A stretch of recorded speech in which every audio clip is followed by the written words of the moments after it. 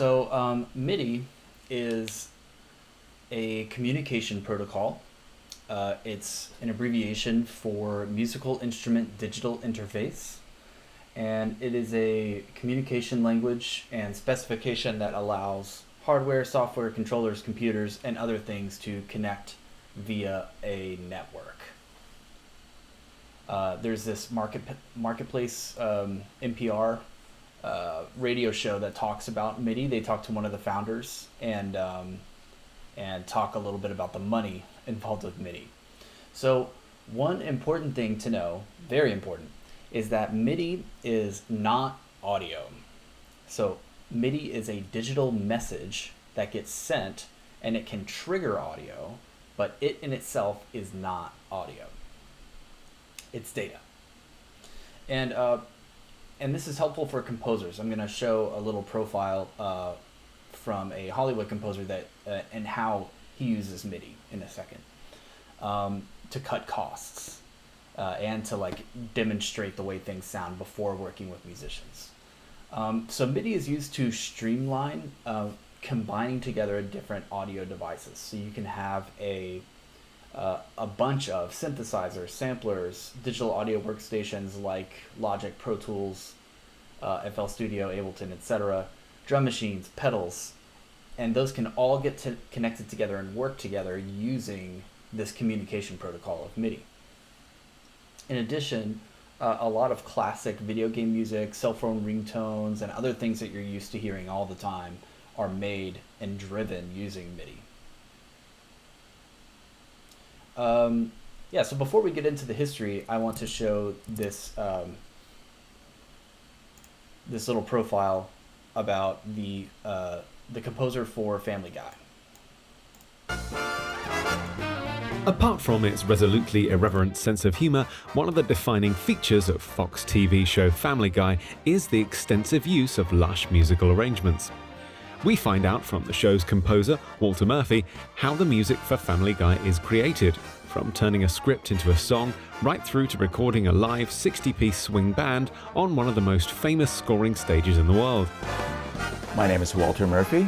I'm the composer of Family Guy and American Dad, and the movie Ted and Ted 2 and The Cleveland Show and various other things. I'm going to be talking about the current Family Guy episode that I'm scoring this week. It's called Family Guy Through the Years. It's a mock retrospective on Family Guy as if Family Guy were on the air 60 years. The first act is set in the 1950s in black and white, the second in the 60s, and the third in the 70s. So the styles change and the music progresses. So I'm just going to jump in for a second. So he goes into his whole process of how he composed it. He talks about the episode. It's really in-depth. It's 21 minutes long. It's great. I recommend you check out the whole thing. I'm going to bounce around a little bit because I just want to bring up first one or two things. So here is the finished score by Walter Murphy for this episode. You can see it's a concert score. It has all this notation for the various instruments that are playing. So this is the final version that gets given to a conductor and to the musicians, and then they record it live in this the sound studio, or record it live. They record it in front of the screen, so together. So this is the normal way or the historical way that composers would write for TV and film, is creating a score, giving it to a conductor, and then they all do it together in a studio. So what I want to draw attention to is the other way that this composer uses MIDI. So this right now is not MIDI. This is just the straight up professional recording. So let's see how this composer, Walter Murphy, uses MIDI. From that, my music editor gives me a set of timing notes, time code numbers of where each scene starts and important things that happen during the scene. And I come home and I write from that. On any particular cue, I sketch out what I want to do on paper. And then I have a large orchestra palette, like most TV or film composers do. So this right here is now, He's using, let's see, a digital performer, which is a digital audio workstation, and he has a bunch of instrument packs like Vienna Instruments Pro, Contact, lots of other things that are loaded into his DAW. So now he can compose music in MIDI, just in data, input it into his DAW, and he can play it back using these instrument libraries to make it sound really close to a real musician playing it. Experimented with various ways of producing the music, but what works the best and the most efficient is for me to actually play all the parts of the orchestra. First flute, first oboe, second oboe, all the way down the line. And so I'm actually orchestrating each piece of music myself. And when I'm finished, I record the audio, so I have a demo audio file. And then I print out the notation window from Digital Performer, and I mark that up with bowings and dynamics and phrase marks. And then I send it to another friend of mine who's an orchestrator who puts it in the Finale program from which the orchestra parts can be printed. So it's kind of an extended process, but the reason I make demos for everything is so the producers can hear the music ahead of time. And if it needs to be adjusted or changed in some way, I can do that before we go to the scoring session like we will be tomorrow. And it's much more efficient to record an orchestra without stopping and starting and changing music, which... So the demo that he's talking about making is using a combination of audio recording and MIDI. So let's look at his process of how he does that. There's a song in the first act, which is a mock commercial for Raisin Bran. And here's the script page that I got. Saying the exact same copy that the post Raisin Bran made with raisins, which are grapes that have been dried in the sun for a long period of time, and bran, the hard outer layers of cereal grain along with germ. It's an integral part of whole grains post Raisin Bran. So when I read this, I thought, well, it's black and white, it's in the 50s. I thought it should be a vocal group, a jazzy vocal group in close harmony, probably two girls and two guys, and in kind of a swing tempo. So the first thing I did is I called the producers and I ran that by them just to make sure we're in agreement, and they said, yeah, fine. So the way I write with lyrics is I try and set them rhythmically first, because writing for television like this, it's kind of like writing for the theater, where you have to presume that the audience is only going to hear the song whole grains, post Raisin Bran. That seemed like it would sing well. And then, to be honest with you, I read it over and over until I hear a tune, then I write the tune down. So once I did that, I made a little demo by getting a brush loop, and I played the string bass on the keyboard and piano and guitar on the keyboard. Basically, I have, an orchestra palette that most, I guess, film or TV composers use. I have them, all kinds of things. I have Vienna and So orchestra this is tools, his MIDI setup. Spitfire, and I don't know, I kind of have one of everything, and I mix and match. Depends on the particular articulations I need. And the one thing I don't do is I don't use key switches, because since I have to print out the notation window in Performer, if there are key switches, you wind up having a note at the bottom of the keyboard when in fact you're playing a piccolo part, and then there's a lot of explaining to do to the person, the orchestrator that I'm going to eventually send it to. So having each articulation on another track just makes it easier. Here it is with just one singer and the accompaniment.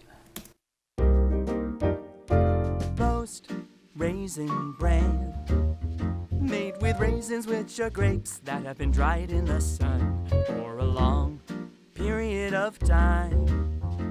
And bran, the hard outer layers of cereal grain along with germ. It is an integral part of whole grains. Post Raisin Bran. Okay, so So that right there was the demo that he made with with MIDI instruments that he put in the data for, and then a live singer. So it goes through a couple of iterations. Let's listen to he makes another demo of it with 4 singers. So let's listen to that. Made with raisins, which are grapes that have been dried in the sun for a long period of time, and bran, the hard outer layers of cereal grain. So still pretty high quality sounding. Usually this wouldn't be quite good enough quality to play on TV, but it's not bad. So let me play you the way that it actually ends up in the end whenever he... So this is the demo. He finishes writing it, he gives it to the orchestra, and then they play it, and then it gets put in the TV show. So let's watch the final spot. Raisin bran, made with raisins, which are grapes that have been dried in the sun for a long period of time. And bran is an issue from lack of grit, and when you bran, long period of time. And bran integral. This bran, made with raisins, which are grapes that have been dried in the sun for a long period of time, and bran, the hard outer layers of cereal grain, along with germ. It is an integral part of whole grains. Post raisin bread. We got some time. Okay, so that that difference between the demo that he made in MIDI and then the final version recorded with real musicians, there's definitely a quality difference there, but it's not that big actually. So the cost of having that MIDI rig that he has for composing, his whole setup right here behind him, is, you know, a couple, maybe $10,000 or something like that to get a sound that's this good. And then to have an orchestra play it on a great soundstage, well recorded, is more like $100,000. So MIDI can get you a pretty decent sound for way cheaper, basically.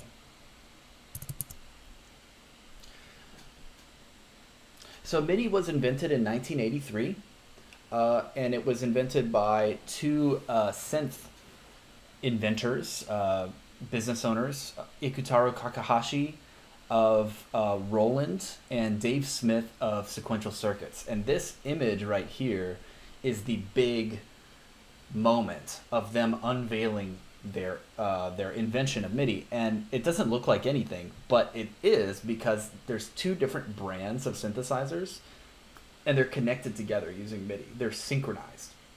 This was a big deal. So this made it so that you didn't just have to use one brand of synthesizer, you could use all of them and combine them together. So this really issued in a big era in the 80s of using a lot of synths in music. So the MIDI connection originally is this 5-pin physical connection. Only 3 of the pins are used, and it's just sending data. So now instead of using these pins, we would use USB. You can send MIDI via Wi-Fi. Any data connection can send and receive MIDI data. So the MIDI interface, so I'm saying MIDI 1.0. So MIDI was invented in 1983. It didn't get an update until the year 2020. So that's how good of an invention MIDI is that it didn't need to be updated at all, basically, until so many years later. How many years later is that? Yeah, 35 or something like that. Yeah, 37. So pretty amazing. So the basic idea of what MIDI is you have a connection, and it sends on and off messages. It sends numbers in between 0 and 127 in 16 channels of data in one connection. So one connection can send 16 channels at once, and each channel can hold data between 0 and 127. So for example, let's say I'm in a metal band and I want to synchronize all of the effects within my band. So all of our guitar pedals, the computer playing back stuff, effects for the singer, drum pads, drum loops, everything together. I just want to be able to, for all of us to play our stuff live and all that change in real time. You can do that by connecting together all of your digital devices using MIDI. So the original MIDI connections using these 5-pin connectors, we have in, through, and out. And those are this. So MIDI in just receives a message, MIDI out transmits a message, and MIDI through is just a copy. So this can be daisy chained like this, so that I can have one MIDI keyboard or one MIDI device, and I can connect the out of one into the in of another, and then I can use this instrument to control this instrument and the next instrument. Or I could just keep doing that, which is called daisy chaining. So the output into the in, the through into the in, the through into the in, and then instrument one will now control all of these instruments. Pretty simple. You can check out some examples of guitar rigs, electric guitar rigs that are controlled using MIDI through here. So the original MIDI specs, MIDI 1.0, the way that the data works is it's a serial string of messages. That means with serial, the bytes are packaged together as one. And we have 31,250 bits communicated in 1 second. So basically what that means is that if I push down a note on a MIDI keyboard, I will have a note on message that gets sent to whatever, so to a computer, to another keyboard, within 1 millisecond, or 1/1000th of a second. So that's fast enough that it sounds like it's instantaneous to us. It sounds like duh, even though it's actually not at exactly the same time, but it's fast. So the way that this works is in binary. We have an 8-bit word. So this is 8 bytes, or 1 byte of 8 bits, and each bit is just a 0 or a 1. So those 0 and 1s can tell us basically a number between 0 and 127, and using these two different types. So we have the status type, and that the status byte, which tells us what type of message is being sent, and then a data byte, which gives a value, which gives a number. So for example, if we have a 1 all the way at the left, so here we have 8 bits that together make a byte. If at the very left the number is 1, then that means that this byte is a status byte. It's telling us like what type of message is being sent, what channel is it using. If the number at the very left is 0, that means that this is a data byte, a data message. And then these 7 bits together can transmit a number between 0 and 127. We're going to talk more about binary and the way that the numbers work later in digital audio. So here's an example of a 3-byte MIDI note on message. So the first message says, since it has a 1 at the very left bit, that's a status byte. And the status byte is telling us we are transmitting a note on message, and it's going to MIDI channel number 5. This second byte is a data byte, well, the second and the third one. The second byte is telling us that it's using keynote number 64, which is middle C on the piano. And then the third byte, tells us that this is an attack velocity of 89. So it's like a mezzo forte, that kind of attack. So all 3 of these together transmit all of this information. It's pretty efficient. So the types of messages that can be sent with MIDI are note on and note off,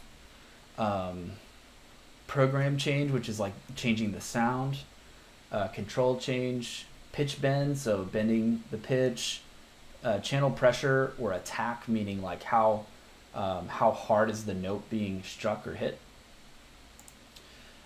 Within MIDI 1.0, the different channels are designated using 4 bits. And then the real-time performance data is like pressing down notes, program selection buttons if you're changing a pitch wheel or anything like that. And all of that information is transmitted using 7 bits, which together add to 128 possible numbers. And these are some examples of what those are. And MIDI, since it's not audio, since it's not acoustic information, every time you start a note, it sends a MIDI on message, and then every time you end a note, it sends another message, a MIDI off message to stop it. Because it's a computer, it won't turn off until you tell it to turn off, right? So unlike with acoustics, where if I just sing, if I just stop singing, it stops, right? I don't have to tell my voice to like turn off now, right? Here's some system messages, which if you had like a Casio keyboard growing up, and it could play back those songs, these system messages are what would start and stop the songs on those little keyboards, which are kind of cute. So within keyboards like this one, Korg Triton, there are usually 128 different sounds on the keyboard. And so we can see here, we've got Warm, Electric Grand, we've got Dirty B on patch number 7. So this MIDI data just helps us to navigate the different types of information that's on this keyboard. And so this is an example of showing a crescendo, getting louder, but it's showing a crescendo in data. So we have piano going to mezzo forte. So they're representing piano as an attack velocity of 97, and then mezzo forte as an attack velocity of 127.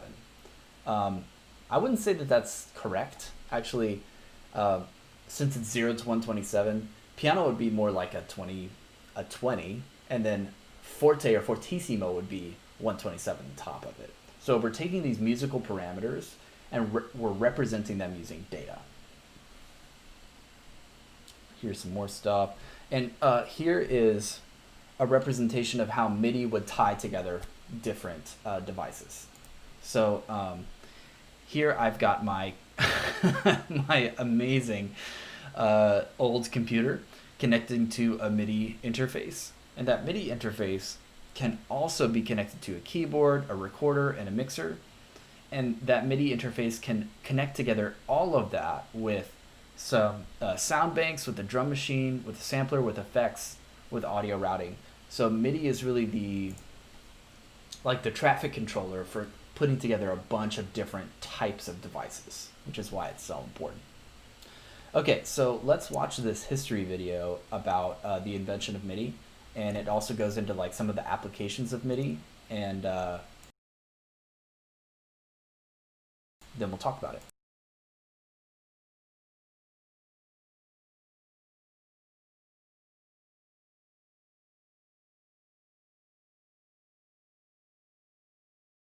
In the early 2000s.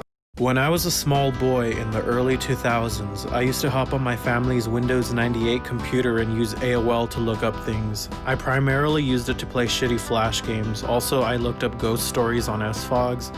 Also had this really weird obsession with jumping houses and swimming pools. But everything changed when I learned about this 4-letter word, MIDI. If you've ever listened to EDM or any electronic dance music composition produced after the invention of the home computer, then you've heard MIDI in action. MIDI stands for Musical Instrument Digital Interface. It's actually not music or sound, but a set of computer protocols or code or numbers that instruct a computer or synthesizer to make sounds. It's basically like writing sound. Without a digital audio workshop, it looks like this. Disgusting. Now this app, or sometimes this. Now this is hashtag lit, my dude. Hashtag fire emoji, said some dude who probably uses Ableton. But when played through a synthesizer, you get the culmination of the last millennia of science, art, and music and ingenuity put into one beautiful, perfect synthesized sound. Now let's hop into our metaphorical time machines and figure out how we got here. Before MIDI, synthesizers looked like this. Ew, gross, disgusting, look at all of those electricity tentacles. This changed in the VHS filtered Polaroid camera filter era of the 1981s, when 3 synthesizer giants decided to put their synthesizers together. Roland founder Ikutaro Kakehashi, Oberheim Electronics founder Tob Oberheim, and Sequential Circuits president Dave Smith are all like, hey, let's find a way to connect our synthesizers together. So Dave Smith engineered a universal interface that would allow multiple synthesizers to talk to one another. It was kind of like the internet, but it's not like the internet. This is when they came up with the name name Musical Digital Instrument. Then in the 1982 October issue of Keyboard Magazine, which is practically like some old Facebook group or a subreddit or any forum if you really think about it, the Moogster himself, Robert Moog, announced to the public MIDI was gonna be a thing. Then at the National Association of Music Merchants, aka NAMSHO, aka VidCon for studio engineers, I mean they're held at the same place, David Smith and Ikutaro Kakehashi unveiled the MIDI standard by connecting a Prophet 600 synthesizer and a Roland JP6 together. This defining moment would later give both of them a technical Grammy 30 years later, cause syncing up two synthesizers literally revolutionized the entire music industry for generations. Now that MIDI was invented, synthesizers could talk to one another in a special musical computer language. One synthesizer was all like, "Hello, friend, how are you?" And then the other synthesizer was like, and then the other one was just like, okay. Then later, in August of 1983, synth pop group New Order composed the first ever MIDI-based song to enter the Billboard chart with Blue Monday. And then everyone who owned a synthesizer in the 80s was like, we need to get our hands on this MIDI stuff to get our keyboards in sync with each other. However, MIDI was still not what we know as MIDI today. MIDI in the 1980s was computer instructions following that whole binary 1, 2, 4, 8, 16, 32, 64, 128 thing that computers do. MIDI is an 8-bit language that allows for 16 channels to communicate with each other, that carries event messages that specify notation, pitch, velocity for various parameters such as volume and panning, with a resolution of the magic number 128, meaning 0 is the lowest parameter and 127 is the loudest parameter. And on top of that, MIDI keeps all channels in sync with each other. When you put this all together with various drum machines, synthesizers, and computer software, you got yourself the beginning of the era of digital audio workshops. However, in the early days, this was known as sequencing, which is basically the building blocks of today's DAWs. MIDI isn't just for music, it's code, so theoretically you can control theatrical lighting, street signs, industrial heating and air, or even launch a fucking rocket to Mars and tell it what to do all with MIDI. In fact, the first ever first-person multiplayer shooting game was called MIDI Maze, and used MIDI to connect players for the first time ever to shoot each other. Now imagine this, the year is Okay, I'm gonna skip ahead just a little bit.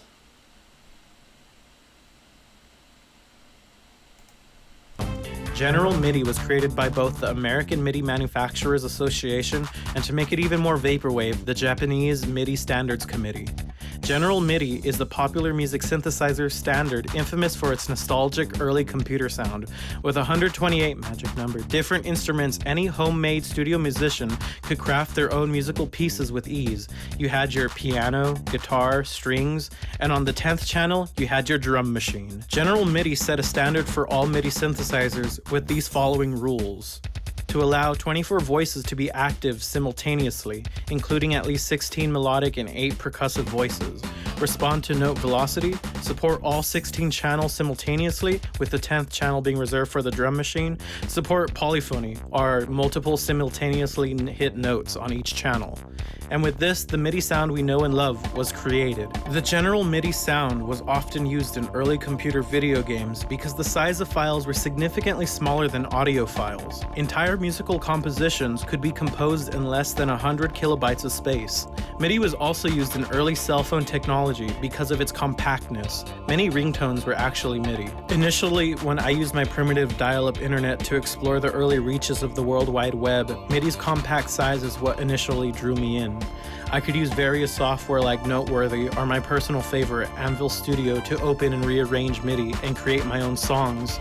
It was like being thrown into a giant audio sandbox with the only limit being my imagination.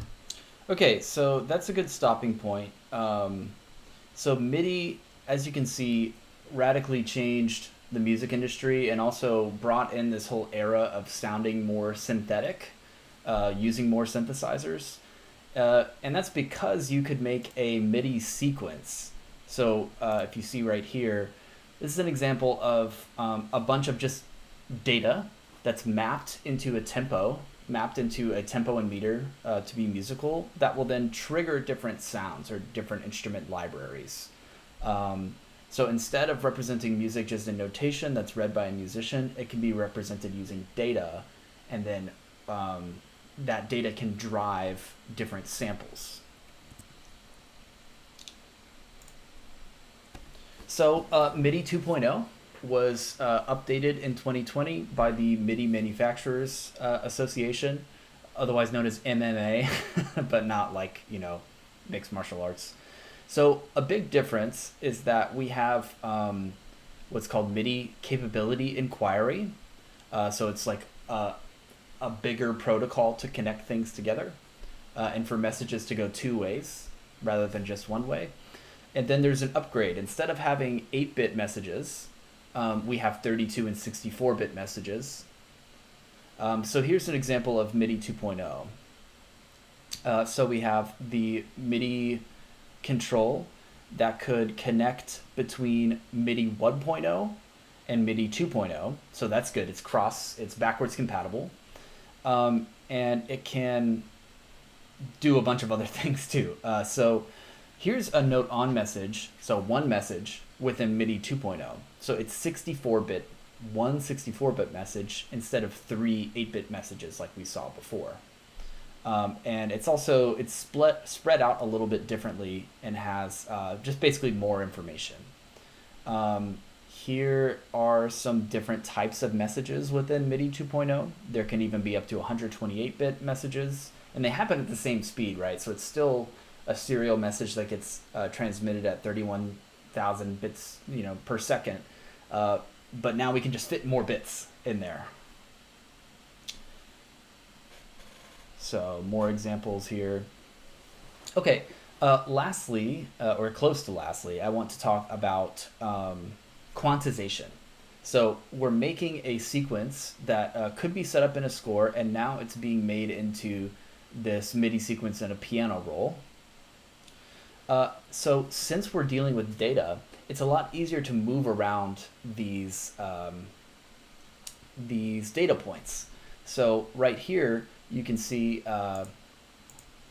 we have a rhythm, and this MIDI note right here is not aligned with the one above it. So it's actually really easy with MIDI, just because we're talking about data, to just grab that note and push it over. So now I have totally different editing capabilities over rhythm and pitch. So I could actually just highlight a bunch of rhythms and then tell it to quantize to the quarter note, and then it'll move them all over in whatever way I tell it to. So one thing about quantization, though, with rhythm is that it has to align to a musical value so that the programmer can put in there. So we have quarter notes, eighth notes, different kinds of triplets, and 30-second notes, etc. So this can sound less human because it's basically rounding values to a computer-specific value. So a lot of human rhythmic feel is having something that's not exactly an eighth note. They can also program swing, but it's a little weird sometimes.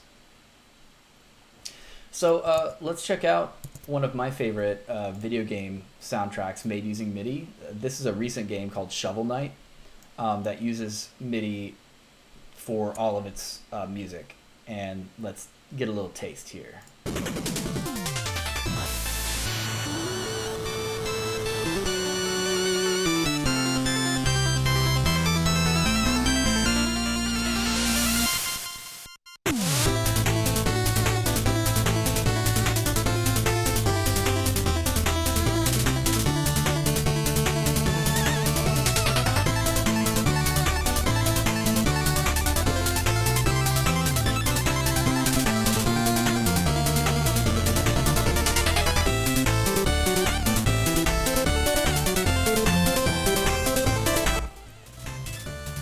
Man, it's just so well made, so well composed.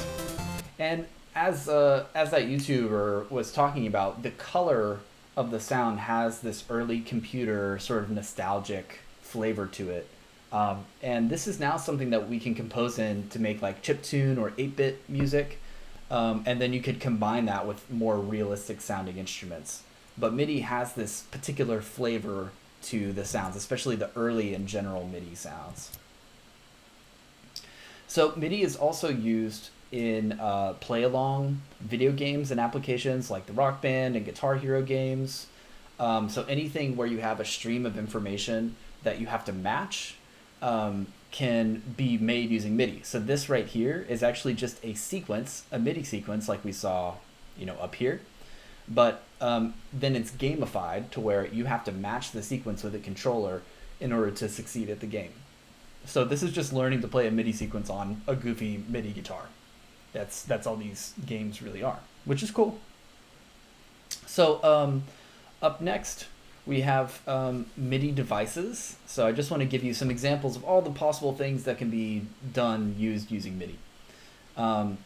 So these are MIDI controllers, MIDI guitar pedals, and guitar controllers. It's a homemade one.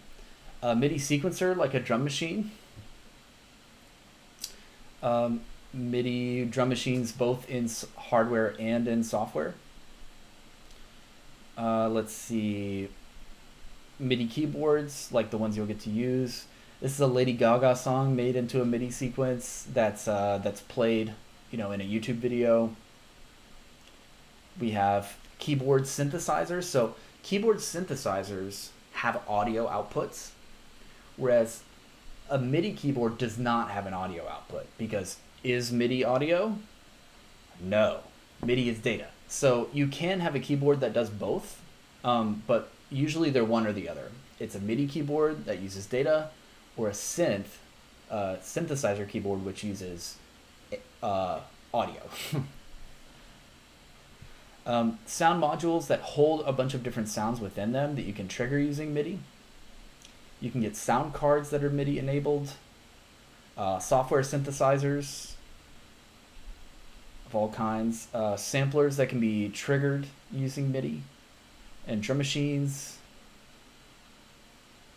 You can have MIDI instruments, like wind instruments, that take the wind data of you blowing into the instrument and then turn it into MIDI data.